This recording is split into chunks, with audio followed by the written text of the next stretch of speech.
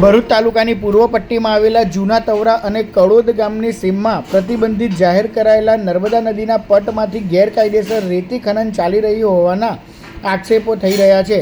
સ્થાનિકોના કહેવા મુજબ વર્ષ 2020માં રાજ્ય સરકારે આ વિસ્તારને પ્રતિબંધિત જાહેર કર્યો હોવા છતાં ખનીજ માફિયાઓ દ્વારા રાત દિવસ બેરોકટોક રેતી ઉલેચાઈ રહી છે। સ્થાનિક ખેડૂતોના જણાવ્યા મુજબ નદી કિનારેથી રેતી ભરી નીકળતા ભારે ડમ્પરોના કારણે ગામના આંતરિક રસ્તાઓ તેમજ મુખ્ય માર્ગોની હાલત ખરાબ બની ગઈ છે।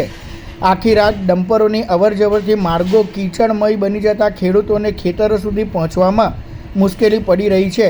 સાથે જ અકસ્માતનું જોખમ પણ વધ્યું હોવાનું ગ્રામજનોએ જણાવ્યું હતું।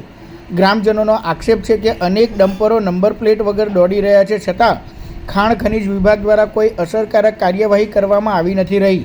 ખેડૂતો દ્વારા અનેકવાર ટેલિફોનિક રજૂઆત છતાં જવાબ ન મળતા આખરે સ્થાનિકોએ ડમ્પરો રોકી રોષ વ્યક્ત કર્યો હતો। ઉલ્લેખનીય છે કે આમ બેફામ બનેલા ખનીજ માફિયાઓના કારણે અકસ્માત થવાની ભીતિ સેવાઈ રહી છે। આ બાબતે ખાણ ખનીજ વિભાગના અધિકારી સાથે સંપર્ક કરતાં તેમણે જણાવ્યું હતું કે તપાસ માટે ટીમ મોકલી દેવામાં આવી છે, ત્યારબાદ સ્થળ તપાસ કરી આગળની કાર્યવાહી હાથ ધરાશે। ને અહીંયા તવરા કડોદનો સીમાડો લાગે, જેથી મારા ખેતરમાંથી આ રસ્તો જાય, ગેરકાયદેસર રસ્તો બનાવી દીધેલો છે। સરકારશ્રી 2020 મારફતે લીઝને બધી નાબૂદી આપેલી, છતાં અહીંયા દિવસ રાત ટ્રક જાય છે, તો એની માટે નિરાકરણ કોનું?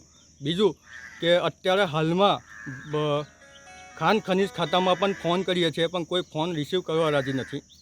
એનું નિરાકરણ આવશે કે નહીં? હું જાતે પોતે ખેડૂત શું થશે હાલ? આ મારી એકની એક જમીન ને આખી જમીન 1 વીંગા જમીન જેવી ખોદી કાઢી, આ બ્લોક નાખી ને પાયમાલ કરી દીધા છે। શું જવાબ કોણ આપશે? મારે ન્યાય કોણ આપશે?